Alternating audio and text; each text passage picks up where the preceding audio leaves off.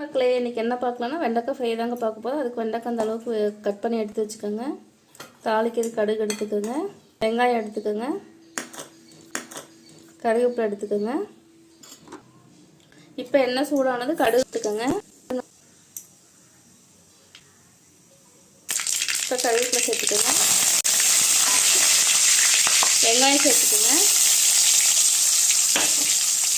நல்லா கிண்டி விட்டுக்கோங்க. இப்போ பாருங்கள், வெங்காயம் நல்லா இந்த அளவுக்கு வணங்கிடுச்சுங்க. இப்போ வெண்டைக்காய் சேர்த்துக்கலாங்க. சேர்த்து நல்லா கிண்டி விட்டுருங்க.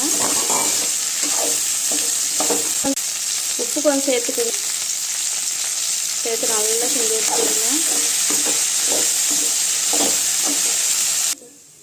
இப்போ வெண்டைக்காய் இந்த அளவுக்கு நல்லா வந்துருச்சுங்க. இப்போ மிளகாய் பொடி சேர்த்துக்கோங்க. நல்லா கிண்டி விட்டுக்கோங்க. கொஞ்சம் நேரம் இருக்கட்டுங்க, ஒரு 3 நிமிஷம் மட்டும்.